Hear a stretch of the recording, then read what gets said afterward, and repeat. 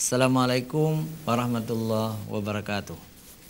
Alhamdulillahirabbil alamin wassalatu wassalamu ala sayyidina Muhammadin wa ala alihi wa sahbihi ajma'in. Ayyuhal musyahidun al-kiram, istami'u min fadlikum. Puji syukur kita panjatkan kehadirat Allah pencipta semesta alam. Selawat dan salam kepada junjungan kita Nabi besar Muhammad sallallahu alaihi wasallam beserta keluarga dan sahabat beliau sekalian. Pemirsa TV yang dirahmati Allah, kita bertemu kembali dalam program Ustaz Menjawab hari Kamis yang mulia ini. Pemirsa TV, di studio telah hadir dua narasumber kita. Kali ini luar biasa, keduanya Al-Quran berjalan, tahfidz 30 juz ya. Assalamualaikum. Waalaikumsalam. Alhamdulillah. Sehat-sehat Ustaz ya? Alhamdulillah sehat. Baik pemirsa TV, saya perkenalkan ta'aruf kita. Yang pertama Rizki Maulidar MA. Beliau adalah alumni pasca sarjana Institut Ilmu Al-Quran IQ Jakarta. Tempat lahirnya tahfidz luar biasa ya. Sekarang jabatan beliau juga menarik, pimpinan pesantren tahfidz Al-Quran Baitul Salihin Ulka Ulai Karing.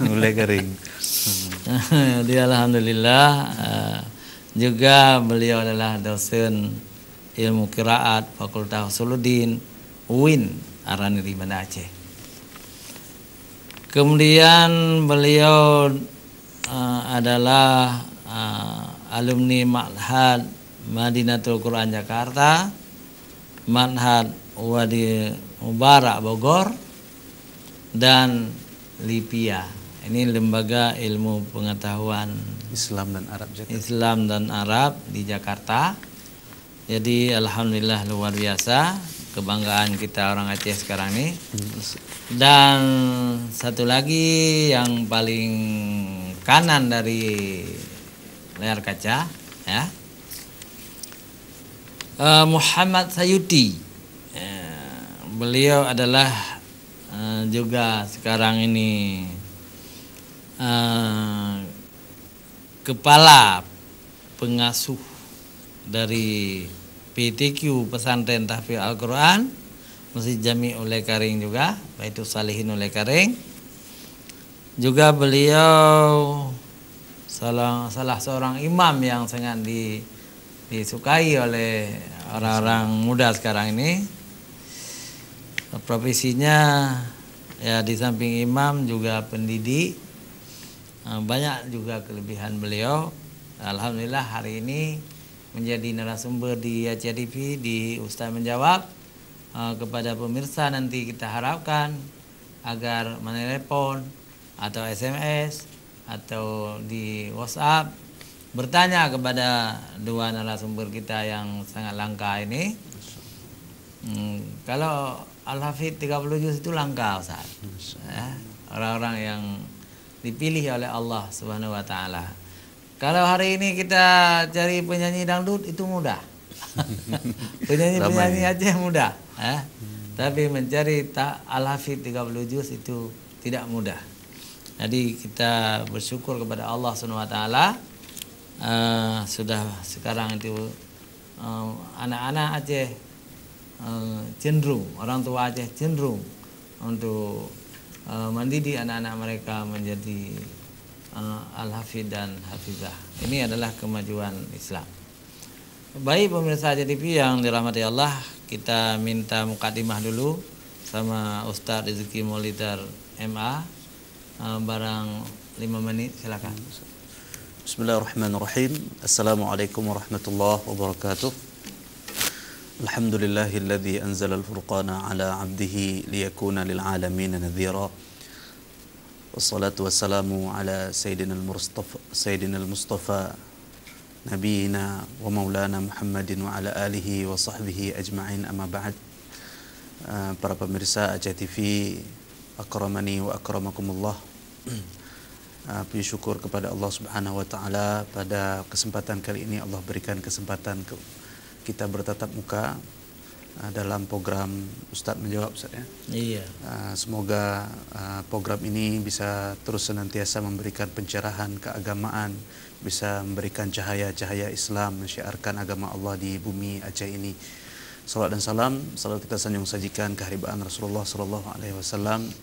Semoga kita senantiasa istiqamah di atas sunnah beliau ya, dan senantiasa kita mengamalkan sabda-sabda nasihat-nasihat petuah dari beliau, di antaranya khairukum man ta'allamal qur'ana wa 'allamah. Sebaik-baik kalian adalah yang mempelajari Al-Qur'an dan mengajarkannya. Para pemirsa yang dimuliakan Allah dimanapun Anda berada, tentunya ketika kita berbicara tentang Al-Qur'an, ini pembahasan yang sangat luar biasa, pembahasan yang dikhususkan oleh Allah Subhanahu wa taala. Dalam sebuah hadis Nabi sallallahu alaihi wasallam mengatakan bahwa ahlul Quran hum ahlullahi wa khassatuh.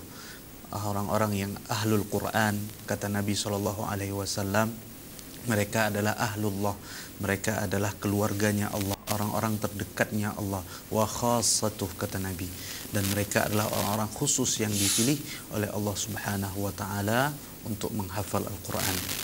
Pembahasan Al-Quran juga ini merupakan sebuah pembahasan yang istimewa, karena Al-Quran merupakan sumber hidayah, sumber hukum, masdarul ahkam kita kaum muslimin yang pertama sekali. Oleh karenanya ketika kita membahas Al-Quran ini ada sebuah nilai plus, ada sebuah keistimewaan yang kita dapatkan. Berawal dari bahwa Al-Quran merupakan hudan linnas, petunjuk untuk manusia, di mana Allah Subhanahu wa taala menjadikan Al-Quran ini tidak hanya petunjuk bagi umat Islam, tapi untuk seluruh kalangan manusia. Apakah lagi kita orang Islam, kaum muslimin, yang menjadikan Al-Quran ini adalah bacaan sehari-hari kita. Paling tidak dalam sholat kita selalu membaca Al-Quran, membaca Al-Fatihah. Oleh karenanya penting sekali kita belajar Al-Quran, baik secara tafsir, tekstual atau kontekstual, bagaimana membaca dengan baik dan benar, sehingga bacaan Al-Quran kita dalam salat pun bisa sesuai yang diajarkan oleh Nabi SAW. Karena surat Al-Fatihah ini merupakan ruknun min arkanis salah, rukun daripada rukun-rukun salat, maka penting sekali kita belajar bagaimana membaca Al-Quran dengan baik dan benar. Para pemirsa yang dimuliakan Allah Subhanahu wa taala, tentunya ketika kita mempelajari Al-Quran, ya tidak hanya kita membaca Al-Quran itu saja, kita kaji maknanya, namun tentunya kita juga harus berusaha untuk menghafal Al-Quran. Sebagaimana dahulu ya Rasulullah SAW, para sahabat, ya para tabi'in, para atba' tabi'ut tabi'in, ya mereka Masya Allah ya, hari-hari mereka tidak pernah berakhir, tidak pernah selesai kecuali mereka membaca Al-Quran. Ya, dan tentu ketika itu mereka membaca bukan dengan mushaf, mereka membaca dengan hafalan mereka. Ya, Masya Allah, bahkan kita mendengar dari para ustadz-ustadz yang berbicara, atau kita membaca di kitab-kitab sejarah, di antaranya kitab yang dituliskan oleh Imam Az-Zahabi dalam Syiar A'lamin Nubala, bahwasanya karena salaf, bahwasanya dahulu orang-orang salaf terdahulu, para ulama kita, di antaranya Imam Syafi'i juga, karena yakhtimul Qur'ana fi Ramadan sittina marrah, ya bahwasanya Imam Syafi'i mengkhatamkan Al-Quran sebanyak 60 kali dalam bulan Ramadan. Kalau kita melihat bagaimana membaca Al-Quran atau mengkhatamkan Al-Quran sebanyak 60 kali, tentu ini bukan dengan bacaan dengan melihat mushaf. Pasti bacaan yang dibaca oleh beliau rahimahullah ta'ala itu dengan bacaan yang menghafal. Artinya setiap kegiatan beliau membaca Al-Quran. Ini subhanallah sebuah tuntunan yang baik, apalagi kita di Aceh ini, di Asia Tenggara umumnya kita bermazhab Syafi'i. Bahkan Imam Syafi'i rahimahullah ta'ala dari kecilnya itu sudah menghafal Quran, Ustaz. Di usia 7 tahun ya, usia 7 tahun beliau sudah hafid Al-Quran, Masya Allah. Kemudian di usia 10 tahun sudah lancar hafalannya. Kemudian beliau sudah belajar ilmu hadis, menghafal kitab Al-Muwatta kepada Imam Malik rahimahullah ta'ala. Oleh karenanya inilah potret gambaran para ulama terdahulu yang memberikan sebuah gambaran kepada kita bagaimana kita hidup bersama Al-Quran. Sejauh ini sejauh mana bacaan Al-Quran kita, sejauh ini sudah sampai mana hafalan Al-Quran kita. Terkadang kita bertanya-tanya dalam hati kita, apakah ketika kita menghadap Allah Subhanahu wa ta'ala, berapa juz yang kita bawa? Apakah kita tidak malu ketika menghadap Allah Subhanahu wa taala kita tidak memiliki hafalan 1 juz pun, ataupun kita menghadap Allah Subhanahu wa taala hanya menghafal surat-surat pendek. Bahkan Allah sudah memberikan kepada kita mata yang sehat, ya Allah sudah memberikan kepada kita tubuh yang sehat, Allah sudah berikan kepada kita umur yang panjang, dan tentu semuanya itu merupakan nikmat yang diberikan oleh Allah yang akan Allah mintai pertanggungjawaban kepada kita. Sebagaimana dalam sebuah hadis Nabi SAW bahwa Nabi bersabda, ya, an umrihi fima afnah. Jadi Nabi SAW dalam sebuah hadis yang diriwayatkan oleh Imam At-Tirmidzi dari jalan sahabat Abu Barzakh Al-Aslami mengatakan bahwa la tazulu qadama 'abdin yaumal qiyamah hatta yus'ala an arba'. Ya, bahwasannya tidak akan berjalan atau tidak akan bergerak kaki seorang hamba di hari kiamat kecuali Allah Subhanahu wa taala akan menanyakan tentang 4 perkara. Ya, para ulama menjelaskan bahwasanya 4 perkara ini merupakan perkara umum yang akan Allah tanyakan. Tentu akan ada hal-hal khusus yang Allah Subhanahu wa taala mintai pertanggungjawaban kepada kita. Yang pertama, an umrihi fima afnah. Bukankah Allah Subhanahu wa taala telah memberikan umur kepada kita? Jadi umur 60 tahun, 70 tahun, tentu sejauh mana umur tersebut kita gunakan untuk membaca Al-Quran, untuk menghafal Al-Quran, ataukah umur itu kita gunakan untuk mencari penghasilan duniawi yang memang sebenarnya dunia itu akan kita tinggalkan. Kemudian wa'an jasadihi fima ablah, ya, jasad atau tubuh yang Allah berikan kepada kita ini kemana kita habiskan, kemana kita bawa. Ya, Allah berikan kepada kita mata yang sehat, Allah berikan kepada kita ingatan yang luar biasa, ya, kemudian Allah berikan kepada kita kekuatan, ya, untuk beraktivitas. Apakah itu semua sudah kita gunakan untuk membaca Al-Quran, mempelajari Al-Quran, mentadabburi Al-Quran? Karena pada hakikatnya semua nikmat-nikmat Allah Subhanahu wa taala itu akan Allah tanyakan kepada kita semuanya. Sekian Ustaz. Masya Allah, luar biasa, ya. Kadang-kadang kita yang tua-tua ini sudah lama sekali kita tinggalkan Al-Quran. Sebaiknya dengan kita dengar penjelasan dari Ustadz Rizki tadi, kita juga harus kembali ke Al-Quran, membaca, menghafal, walaupun sudah tua kita hafal. Ini ada yang menarik. 2 Jumat yang lalu saya bertemu dengan mantan Gubernur Aceh dan mantan Menteri, ya, Dr. Insinyur Azwar Abu Bakar. Masya Allah.